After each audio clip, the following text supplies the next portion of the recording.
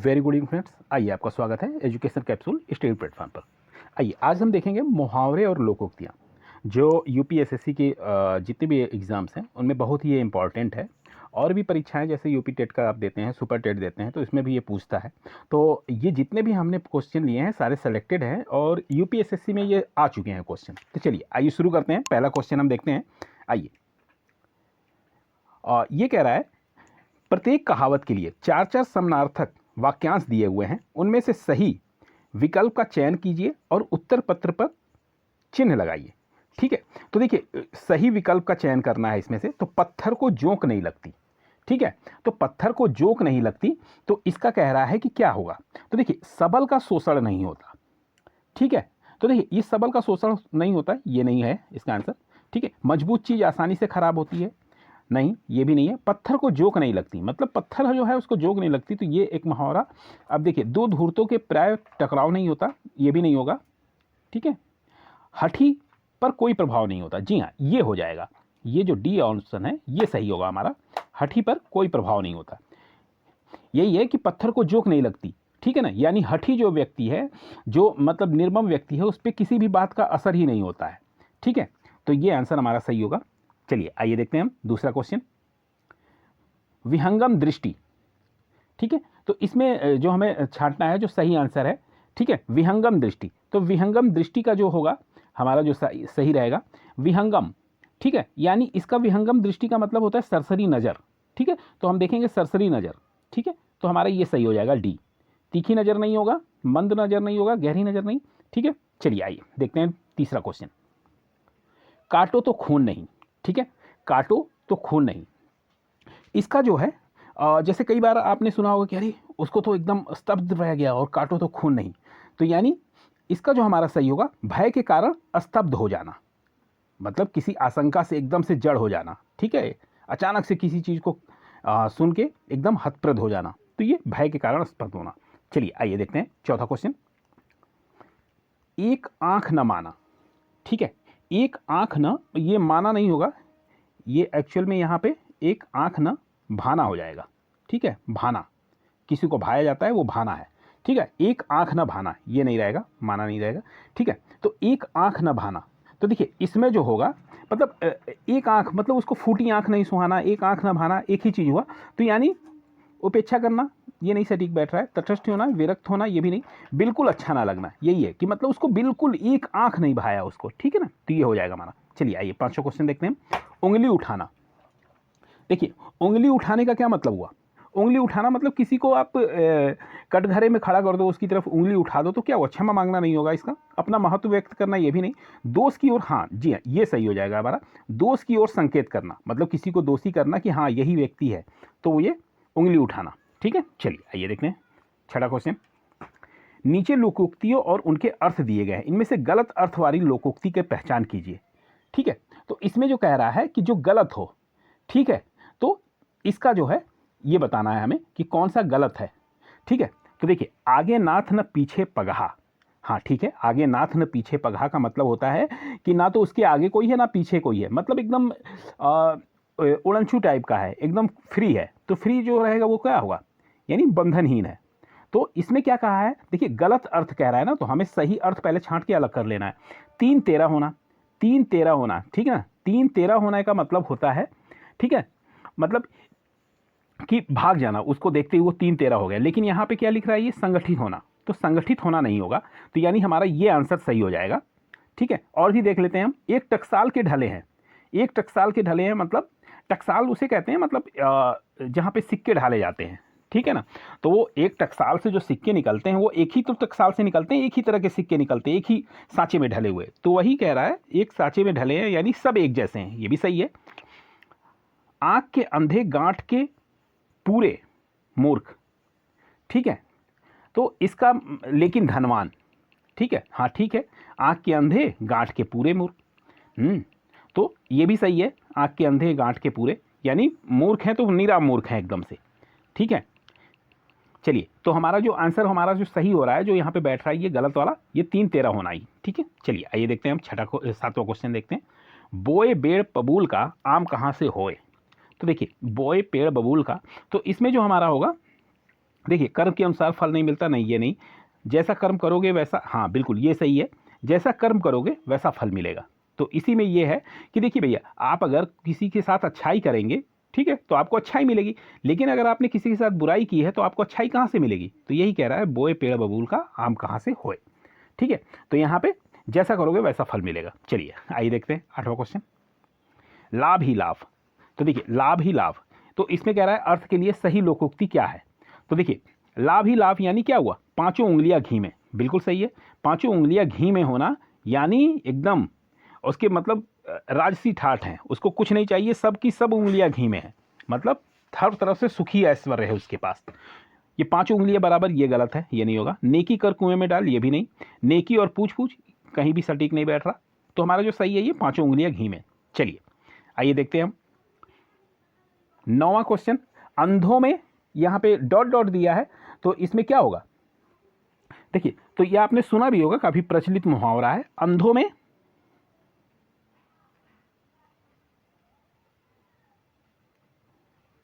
काना राजा। ठीक है, तो हमारा सी जो है ये सही हो जाएगा। ठीक है, चलिए आइए देखते हैं 10वां क्वेश्चन,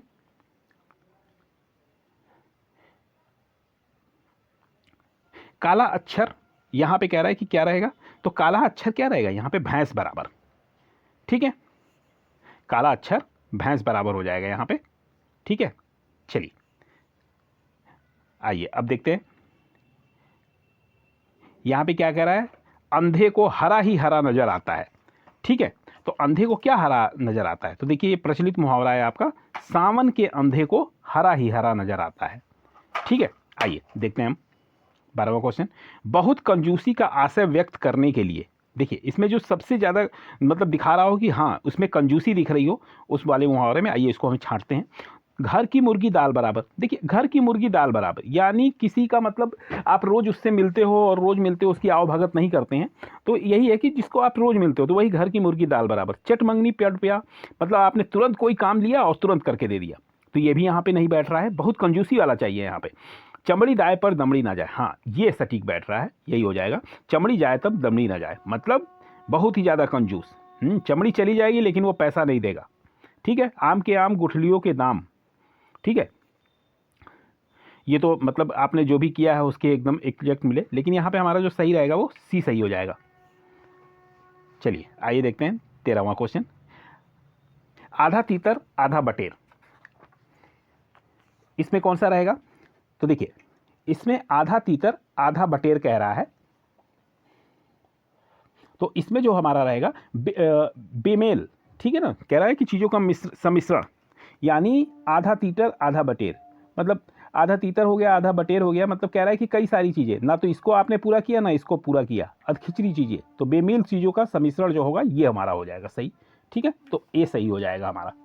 ठीक है, आइए अब देखते हैं हम 14वां क्वेश्चन, ठीक ठाक न्याय हो जाना। ठीक है, तो ठीक ठाक न्याय हो जाना, इसका क्या होगा? तेल देखो, नहीं नहीं नहीं ये भी नहीं होगा, तेल देखो तेल की धार देखो, नहीं, यहाँ पे तो दूसरी चीज़ें है कि तेल देखो, मतलब किसी भी काम को वो देखिए और उसको परखिए। ठीक है, दुल्हे को पत्तल नहीं बजनिए को थाल, नहीं ये भी नहीं सही हो रहा है, यहाँ पे न्याय की बात हो रही है, तो दुल्हे को पत्तल नहीं और बजनिए को थाल। इसका मतलब ये हुआ कि मान लीजिए कि आपने दुल्हे को तो पत्तल दे दिया, जो मेन मालिक है उसको आप मतलब उस तरह से आवभगत नहीं कर रहे हो, और जो जिसको आवभगत नहीं मिलनी चाहिए आप उसको बहुत सम्मान दे रहे हो, तो इसका मतलब ये हुआ दूध का दूध पानी का पानी। हाँ ये सही हो जाएगा हमारा, दूध का दूध पानी का पानी, ये हमारा करेक्ट होगा, ऑप्शन सी जो है हमारा सही हो जाएगा ये। ठीक है, आइए देखते हैं अब हम 15वां क्वेश्चन, भई गति सांप छछूंदर केरी, लोकोक्ति का अर्थ कह रहा है कि कौन सा होगा। ठीक है, तो इसमें देखिए इस लोकोक्ति का अर्थ होता है मतलब सांप छछूंदर की हालत हो जाना आपको, ये कह रहा है ना कि भई गति सांप छछूंदर केरी, कि मतलब आपकी हालत जो है सांप छछूंदर जैसी हो गई है, मतलब ना इधर के ना उधर के। ठीक है, तो इसमें क्या होगा? तो इसमें जो हमारा होगा एक दूसरे से बचना नहीं होगा, ये गलत हो जाएगा। दृढ़ संकल्प ना, यहाँ दृढ़ संकल्प की बात ही नहीं हो रही, अपने को खतरे में डालना नहीं, यहाँ पे दुविधा में होना, ये सही हो जाएगा हमारा करेक्ट आंसर, क्योंकि भाई दुविधा में पड़ा है तभी तो उसकी हालत जो है सांप छछूंदर जैसी हो गई है।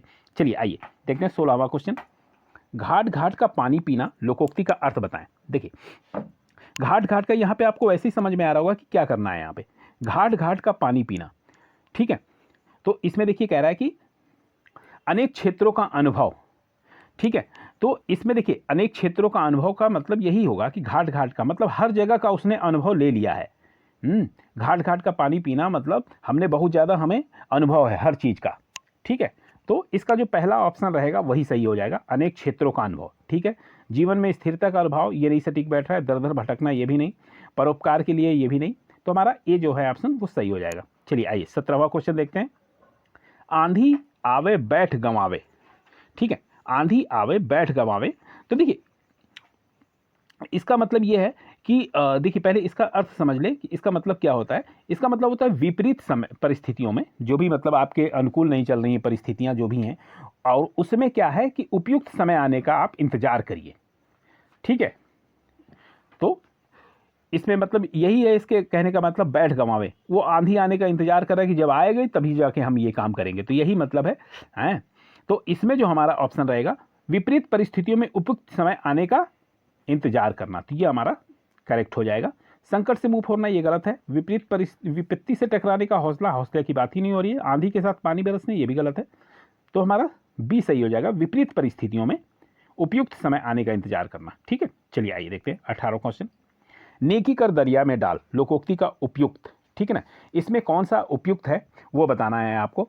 तो देखिए इसमें मदद करके मदद की उम्मीद करना नहीं, यहाँ पे मदद करके मदद की उम्मीद करना ये नहीं सही बैठ रहा है। इससे भी बेहतर ऑप्शन देखते हैं, नेकी कर दरिया में डाल, यानी इसका मतलब है कि उपकार करके उपकार की बात भूल जाना, या किसी का आपने किसी के साथ अच्छा किया और उसको भूल जाइए, है ना। तो इसी को कहते हैं लोग नेकी कर दरिया में डाल। तो यहाँ पे उपकार करके उपकार की बात को भूल जाना, ये हमारा सही आंसर हो जाएगा, ठीक है। चलिए आइए देखते हैं 19वां क्वेश्चन। एक से बढ़कर दूसरे का अर्थ व्यक्त करने के लिए सही लोकोक्ति, एक से बढ़कर, तो इसमें क्या कह रहा है, एक से बढ़कर दूसरे का अर्थ व्यक्त करने के लिए, तो एक से बढ़कर, तो देखिए समर्थ को नहीं दोष गौसाई, यहां पे देखिए समर्थ होना चाहिए, ठीक है। यहां पे जो लिखा है ये समर्थ होना चाहिए। तो ये जो कह रहा है एक से बढ़कर दूसरे, ठीक ना, एक से बढ़ के दूसरे का अर्थ यही होगा कि शेर को सवा शेर मिल जाना, ठीक है। तो ये हमारा यही होगा कि आप एक से बढ़कर दूसरा, उससे बढ़कर दूसरा मिल गया तो शेर को सवा शेर मिल गया, तो यहाँ पे ऑप्शन बी सही हो जाएगा हमारा।